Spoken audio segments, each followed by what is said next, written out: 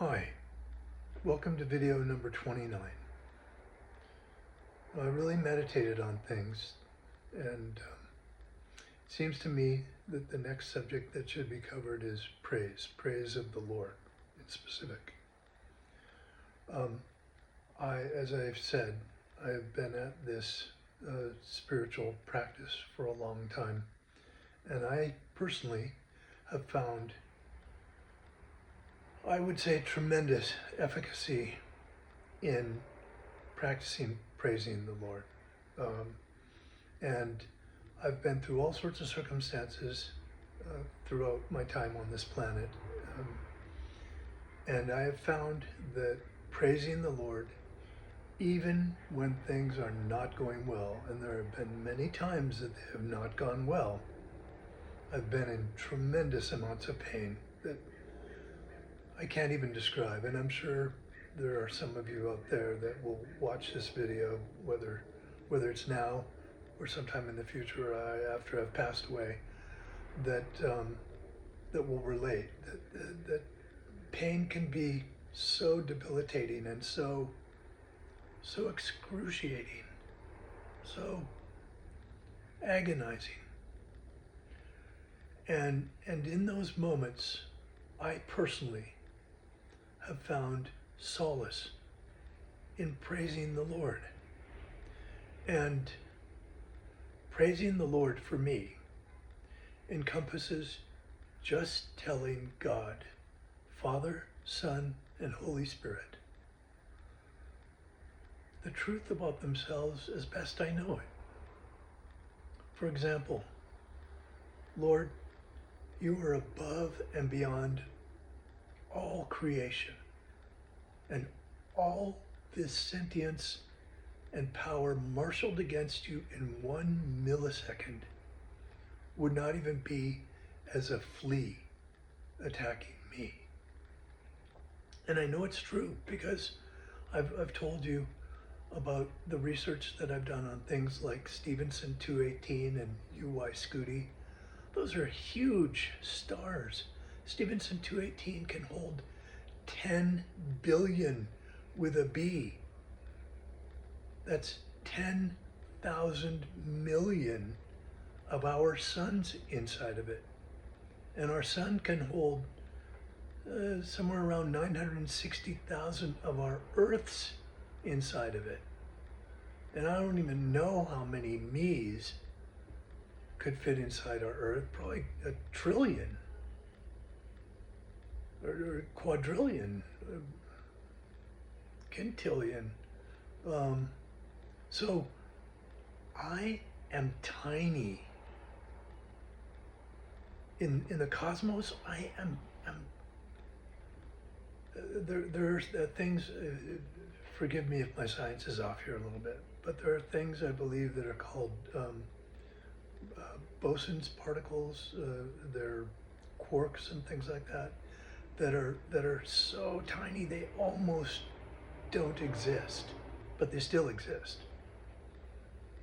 And I would say that me, compared to the cosmos that God made by just speaking it into existence, that I'm even smaller than a quark. Somebody was telling me the other day that there is please don't hold me to this, that there is, I believe, a galaxy out there, or an expanse of space, something like that, that is 1.5 billion light years wide. Now that's a figure that is so unimaginably large that I personally can't even wrap my brain around it. 1.5 billion light years wide. A light year is the distance that I would travel at the speed of light in a year. And then there's me. So I hope I'm conveying just how puny and insignificant in the cosmos I am. And yet, by the mercy and the grace and the love of a creator that I can't even begin to comprehend, I have an opportunity to be in relationship with that incomprehensible sentience. And I get to have an audience with them whenever I ask. I don't have to go to a church. I mean, it's a good idea. I like going to church. But I can be in nature. I can be in my house. I can be driving. I can be at work. I could wake up from a dead sleep at any one of those times. The creator of that 1.5 billion wide light year galaxy, and there's like supposed to be like 1 trillion galaxies or something like that, just unimaginable number.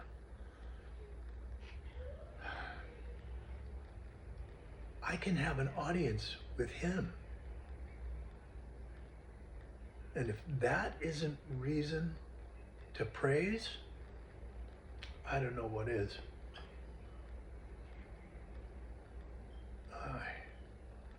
And like I said, praise is telling God the truth about himself as far as I'm aware. I know him to be exceedingly kind. Even in my struggles, even in my times of terrifying lack of employment, even in my times of unbelievably agonizing pain, even in times of losing my parents and losing friends, praising God has always given me solace, comfort, and in those times, especially for me, I have really felt the love of God. And this is just my opinion, but I think it's because it takes effort. It takes an expression of my personal will to say nice things to God, to him, about himself, regardless of what I'm going through.